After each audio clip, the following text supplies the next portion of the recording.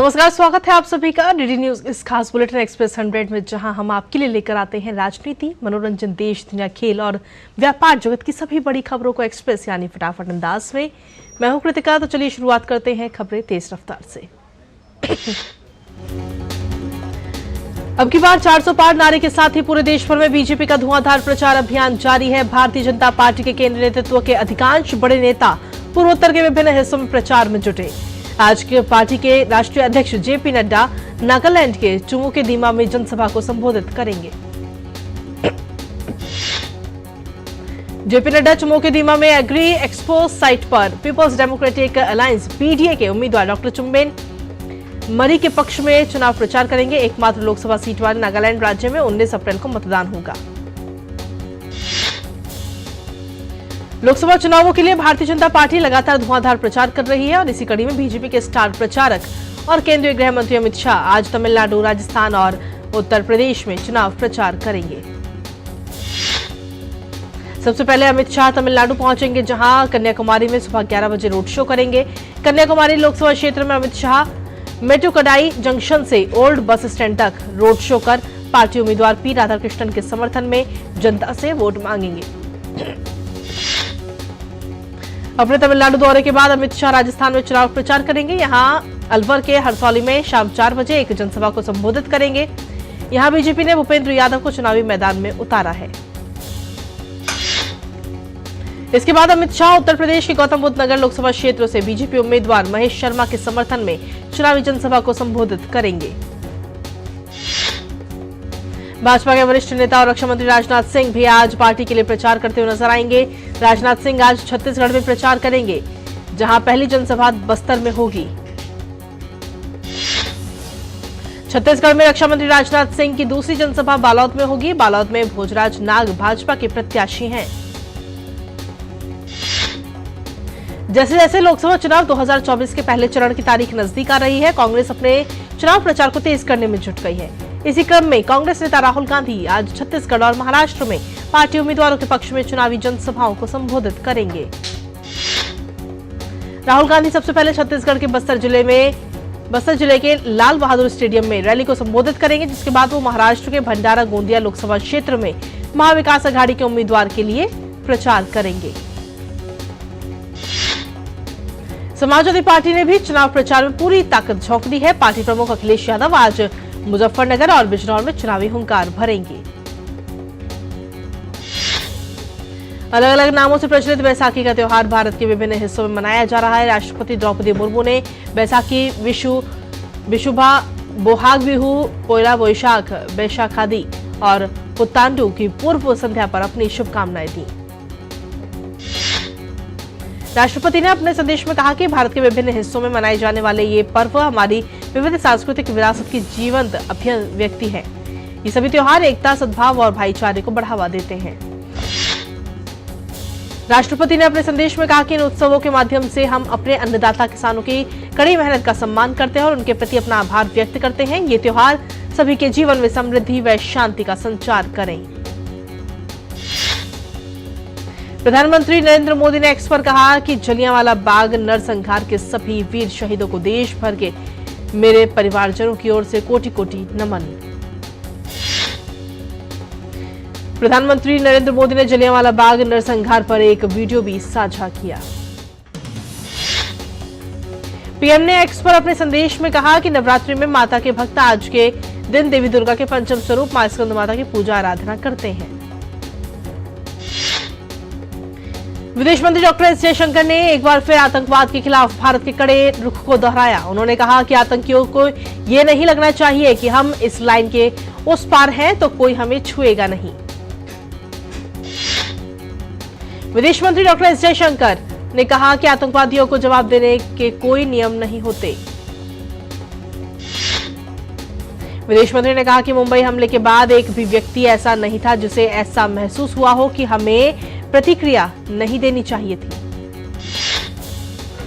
भारत सरकार ने ईरान और इजराइल को लेकर ट्रैवल एडवाइजरी जारी की है। विदेश मंत्रालय ने कहा कि क्षेत्र में मौजूदा स्थिति को देखते हुए सभी भारतीयों को सलाह दी जाती है कि वो अगली सूचना तक ईरान या इजराइल की यात्रा न करें। इसके साथ साथ जो लोग इजराइल या ईरान में रह रहे हैं उनसे अनुरोध है कि वो वहां भारतीय दूतावासों से संपर्क करें और अपना रजिस्ट्रेशन कराएं। अपनी सुरक्षा को लेकर अत्यधिक सावधानी बरतें और कोशिश करें अपनी गतिविधियों को सीमित रखें। छत्तीसगढ़ के पूर्व आबकारी मंत्री और बस्तर से कांग्रेस प्रत्याशी कवासी लखमा एक बार फिर विवादों में फंस गए। पुलिस ने हेट स्पीच मामले में उनके खिलाफ 2 अलग-अलग थानों में 2 शिकायतें दर्ज की। कवासी लखमा के खिलाफ बीजापुर के मिरतुर और कुटरू थाने में आईपीसी की धारा 500, 188, 506 के साथ ही लोक प्रतिनिधित्व अधिनियम की धारा 123(2) के अंतर्गत केस दर्ज किया गया। ईडी ने पश्चिम बंगाल के राशन घोटाले में गिरफ्तार पूर्व मंत्री ज्योतिप्रिय मलिक, बकीउर रहमान और शंकर आद्या की 50 करोड़ की 48 संपत्ति अटैच की। ये कीमत कागजों में है, जबकि इनकी असली कीमत 150 करोड़ से ज्यादा है। ईडी ने पश्चिम बंगाल के टीचर भर्ती घोटाले में 230 करोड़ की संपत्ति अटैच की है। इससे पहले एजेंसी 135 करोड़ की संपत्ति अटैच कर चुकी है, इसलिए अब तक 365 करोड़ की संपत्ति अटैच की गई। गर्मियों की छुट्टी की शुरुआत और कोंकण मार्ग पर ट्रेनों की बढ़ती मांग के साथ मध्य रेलवे ने यात्रियों की अतिरिक्त भीड़ को देखते हुए लोकमान्य तिलक टर्मिनल, मुंबई और थीवी के बीच 32 अतिरिक्त ग्रीष्मकालीन विशेष ट्रेन सेवाएं चलाने का फैसला किया। यात्री इन विशेष ट्रेनों की अधिक जानकारी www.inquiry.indianrail.gov.in पर या फिर NTES ऐप पर भी देख सकते हैं। रेलवे प्रशासन ने यात्रियों से इस ग्रीष्मकालीन में विशेष रेल सेवा का लाभ उठाने की अपील की। केंद्रीय गृह मंत्री अमित शाह ने सोशल मीडिया मंच एक्स पर बैसाखी की शुभकामनाएं दी। उन्होंने कहा, सभी को बैसाखी के पावन पर्व की हार्दिक शुभकामनाएं। उत्साह और हर्षोल्लास के प्रतीक इस पर्व पर मैं सभी के सुख, समृद्धि और उत्तम स्वास्थ्य की कामना करता हूं। केंद्रीय गृह मंत्री अमित शाह ने जलियांवाला बाग के शहीदों को नमन किया। अमित शाह ने कहा कि देश के स्वाधीनता आंदोलन में अमूल्य योगदान देने वाले जलियांवाला बाग के वीर बलिदानियों को कोटि कोटि वंदन। बैसाखी पंजाब समेत उत्तर भारत के कई शहरों में हर्षोल्लास के साथ मनाया जा रहा है। उत्तराखंड के हरिद्वार में आस्था का सैलाब उमड़ पड़ा, जहां हर की पेड़ सहित विभिन्न घाटों पर बड़ी संख्या में श्रद्धालुओं ने गंगा में डुबकी लगाई। बैसाखी का दिन सिख नववर्ष की शुरुआत होती है। बसंत में फसलों का ये पर्व पंजाब समेत उत्तर भारत के कई शहरों में मनाया जाता है। इस अवसर पर श्रद्धालु माथा टेकने के लिए दिल्ली के गुरुद्वारा बंगला साहिब भी पहुंचे।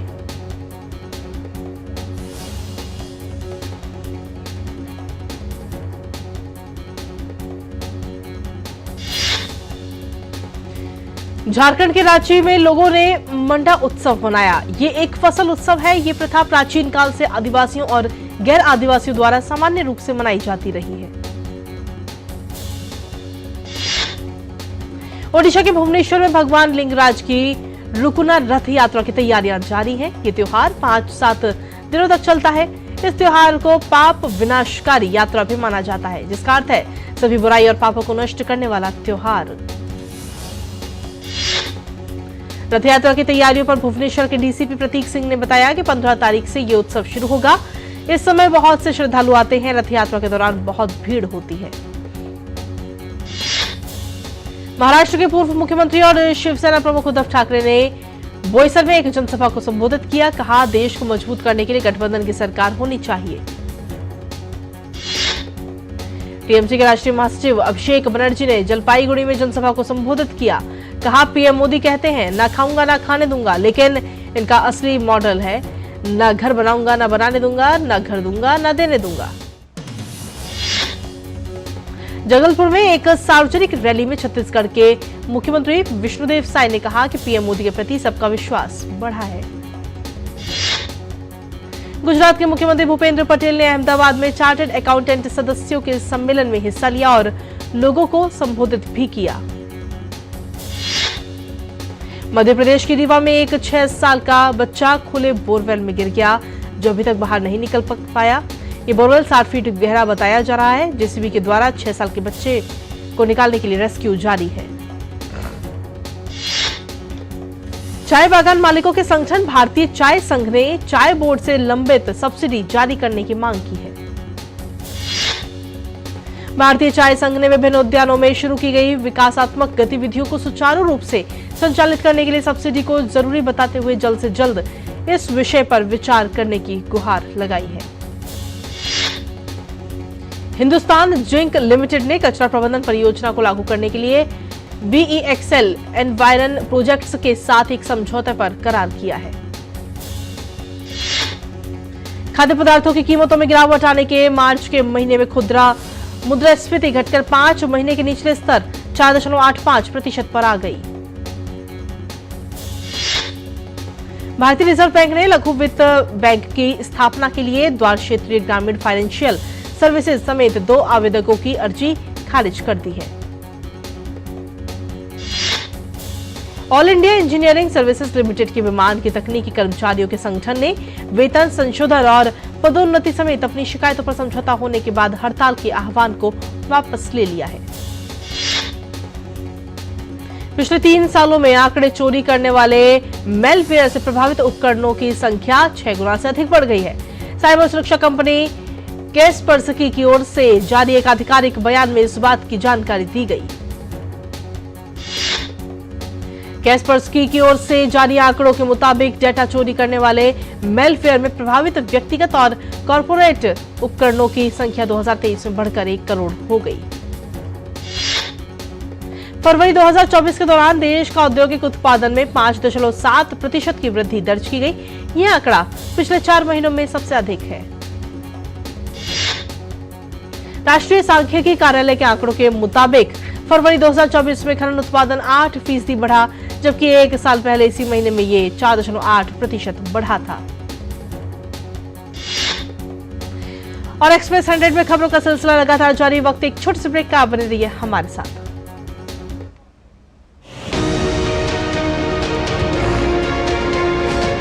आ गया लोकतंत्र का महापर्व। क्या है देश का मूड, क्या है लोगों के सवाल, क्या है नेताओं की दावों की हकीकत, कितना बदला है भारत। हम आ चुके हैं जम्मू और कश्मीर। पकड़नी जनता की नब्ज। DD न्यूज पहुंच रहा है गांव-गांव, शहर-शहर, जानने आपके दिल की बात। जो काम करेगा उसको तो पब्लिक वोट देगी ही। तो युवा के नाते आप सोचेंगे कि किसको वोट दे, किस पार्टी को वोट दे। जनता से बात करते हैं और समझने की कोशिश करते हैं कि आखिर इस सीट का मिजाज क्या कह रहा है। चुनाव की जमीनी हकीकत का सुपर शो क्या बोले भारत, हर शाम 6 बजे सिर्फ DD न्यूज पर। और ब्रेक के बाद एक बार फिर से स्वागत आप सभी का। वापस रुक करते एक्सप्रेस 100 का।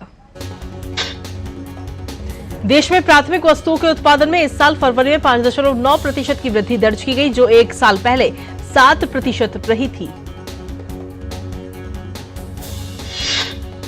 वित्त वर्ष 2023-24 के दौरान जनधन खातों का कुल राशि 18% की वृद्धि के साथ 0.35 ट्रिलियन रुपए होगी। वहीं इस दौरान लगभग 3 करोड़ 10 लाख नए खाते भी खोले गए। एयर इंडिया ने दुनिया भर में अपने ग्राहकों को सहायता प्रदान करने के लिए काहिरा और कुआलालंपुर सहित 5 स्थान पर नए संपर्क केंद्र खोले।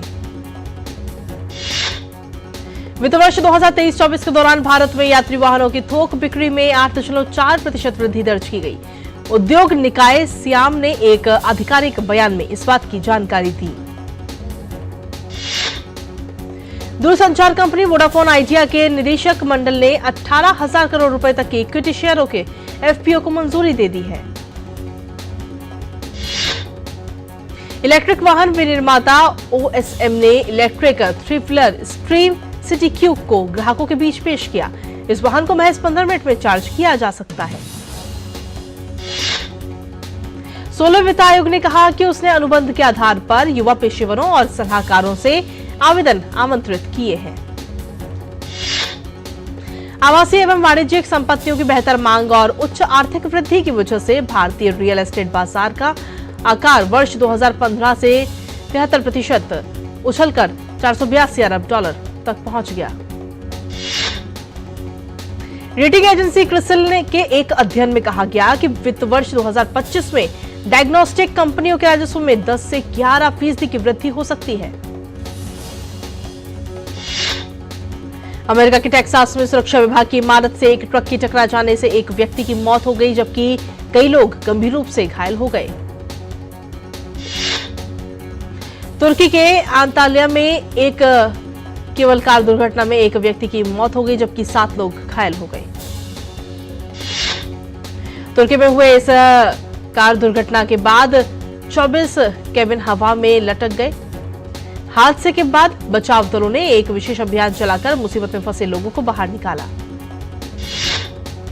यूक्रेन के साथ जारी झड़प के बीच रूस ने एक अंतर महाद्वीपीय बैलिस्टिक मिसाइल का सफल परीक्षण किया। रूस के रक्षा मंत्रालय ने मिसाइल परीक्षण से जुड़े हुए कई रोचक तस्वीरों को साझा करते हुए इस बात की आधिकारिक जानकारी दी है। वेनेजुएला के एक विपक्षी नेता के अपहरण और हत्या मामले में चिली की जांच एजेंसी सनसनीखेज दावा किया है।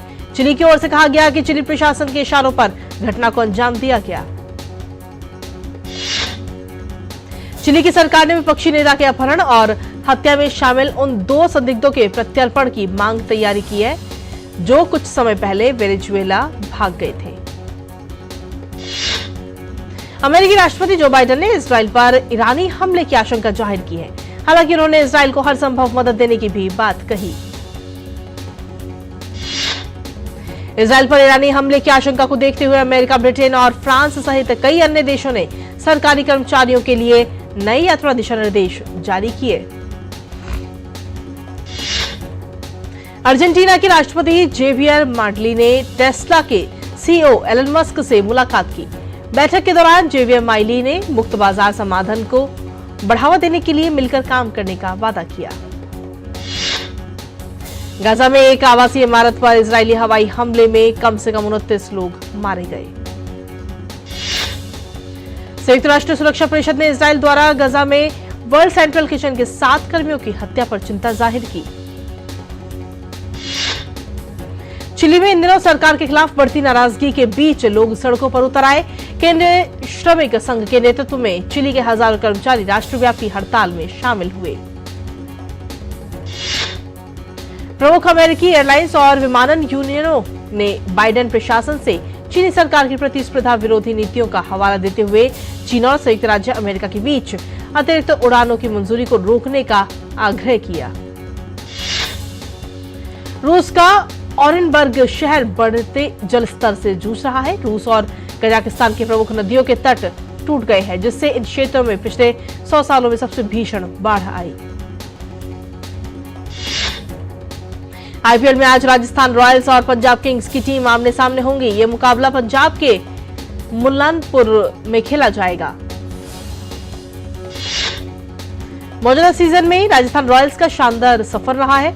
अंक तालिका में शीर्ष पर काबिज राजस्थान ने अब तक 5 मैच खेले हैं, जिसमें से 4 में उसे जीत मिली है। वहीं पंजाब किंग्स अब तक खेले गए 5 मैचों में से 2 ही जीत पाई है। आज होने वाले मैच में पंजाब किंग्स की कोशिश अपने घरेलू मैदान पर जीत दर्ज करने की होगी। वहीं शुक्रवार को खेले गए मुकाबले में दिल्ली कैपिटल्स ने लखनऊ सुपर जायंट्स को 6 विकेट से हरा दिया। लखनऊ ने पहले बल्लेबाजी करते हुए 20 ओवर में 7 विकेट खोकर 167 रन बनाए। जवाब में दिल्ली में 18 ओवर 1 बॉल में 4 विकेट गंवाकर 170 रन बनाए और इस सीजन की दूसरी जीत हासिल की। दिल्ली के लिए जैक फ्रेजर मैकगर्क ने अर्धशतकीय पारी खेली, जबकि ऋषभ पंत ने 41 रन बनाकर आउट हुए। लखनऊ सुपर जायंट्स ने तेज गेंदबाज मयंक यादव पूरी तरह फिट न होने के कारण कुछ समय के लिए मैदान से दूर रहेंगे। मयंक यादव को गुजरात टाइटंस के खिलाफ मैच में फिटनेस संबंधित परेशानी हुई थी। विश्व चैंपियन मुक्केबाज एमसी मैरीकॉम ने निजी कारणों का हवाला देते हुए पेरिस ओलंपिक के लिए भारतीय दल के शेफ डे मिशन के कार्यभार से हटने का फैसला किया है। भारतीय ओलंपिक संघ ने उनके फैसले का सम्मान करते हुए इसे स्वीकार कर लिया है। भारत के कुछ दिग्गज तीरंदाज नए संसद भवन को देखने के लिए पहुंचे। प्रतिष्ठित प्रतियोगिताओं में पदक जीतकर देश का गौरव बढ़ाने वाले इन तीरंदाजों के लिए ये यात्रा बेहद खास रही। कैंडिडेट्स शतरंज टूर्नामेंट में भारत के डी गुकेश को 7वें दौर में फ्रांस की अलीरेजा फिरोजा के खिलाफ हार का सामना करना पड़ा। इस हार के बाद गुकेश संयुक्त रूप से दूसरे स्थान पर आ गए। स्टेफानोस सित्सिपास ने मोंटे कार्लो मास्टर्स के सेमीफाइनल में अपनी जगह बनाई। क्वार्टर फाइनल में सित्सिपास ने रूस के कैरेन खेचानोव को हराया। होल्गर रून ने भी मॉन्टे कार्लो मास्टर्स के सेमीफाइनल में अपनी जगह बना ली। क्वार्टर फाइनल में होल्गर रून ने इटली के यानिक सिनर को हराया। यूरोपा लीग क्वार्टर फाइनल के पहले लेग में लिवरपूल को अटलांटा ने हरा दिया। अपने घर में खेले गए मैच में लिवरपूल को अटलांटा के खिलाफ 0-3 से हार का सामना करना पड़ा। Anushka Sen starrer web series दिल दोस्ती डिलेमा 25 अप्रैल से दुनिया भर में ओटीटी प्लेटफॉर्म प्राइम वीडियो पर स्ट्रीम होगी। सिल्वर स्क्रीन के जाने माने अभिनेता सयाजी शिंदे को सीने में तेज दर्द के बाद एक स्थानीय अस्पताल में भर्ती कराया गया। हाल ही में सयाजी शिंदे एंजियोप्लास्टी कराई गई थी। दुनिया भर के बॉक्स ऑफिस पर धमाल मचाने वाली फिल्म इंटरस्टेलर को इसकी 10वीं सालगिरह पर फिर से रिलीज किया जाएगा। इंटरस्टेलर 27 सितंबर 2024 को सिनेमाघरों में फिर से रिलीज होगी। डिजिटल दुनिया की अनसुनी कहानियों पर आधारित फिल्म लव सेक्स और धोखा 2 का ट्रेलर जारी हो गया। निर्देशक दिवाकर बनर्जी के निर्देशन में बनी ये फिल्म 19 अप्रैल से देश भर के सिनेमाघरों में प्रदर्शित की जाएगी। लावारिस शवों के संवेदनशील विषय को दर्शकों के सामने बेहतरीन ढंग से पेश करती फिल्म लवास्ते ओटीटी प्लेटफॉर्म ZEE5 पर स्ट्रीम हो रही है। फिल्म को दुनिया भर के प्रतिष्ठित फिल्म समारोह में सराहना की जा चुकी है। नीतीश तिवारी की आगामी फिल्म रामायण में साउथ स्टार यश अब बतौर निर्माता के रूप में जुड़ गए हैं। यश इस फिल्म में पहले से ही एक्टर के रूप में जुड़े हुए हैं। रिलीजिंग के पहले दिन शानदार प्रदर्शन करने के बाद दूसरे वाली मैदान का दूसरे दिन सिल्वर स्क्रीन पर औसत प्रदर्शन रहा। दूसरे दिन फिल्म ने महज 1.87 करोड़ का कारोबार किया। फिल्म बड़े मियां छोटे मियां को बॉक्स ऑफिस पर शानदार रिस्पांस मिल रहा है। रिलीजिंग के पहले दिन फिल्म ने 36 करोड़ रुपए से ज्यादा वर्ल्ड वाइड कलेक्शन किया। फिल्म स्वतंत्र वीर सावरकर को दर्शकों की ओर सकारात्मक प्रतिक्रिया मिल रही है। फिल्म ने अब तक 28 करोड़ रुपए से अधिक का कारोबार किया है।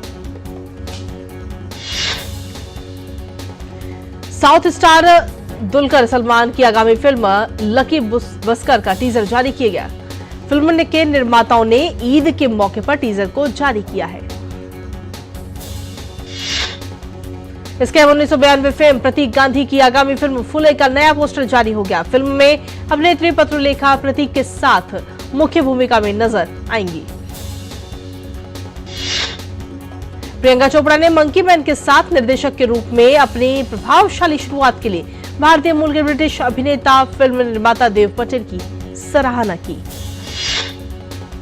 और करण जौहर ने 2006 में आई फिल्म ए दिल है मुश्किल से रणबीर कपूर और ऐश्वर्या राय बच्चन का एक रोचक सीन शेयर किया।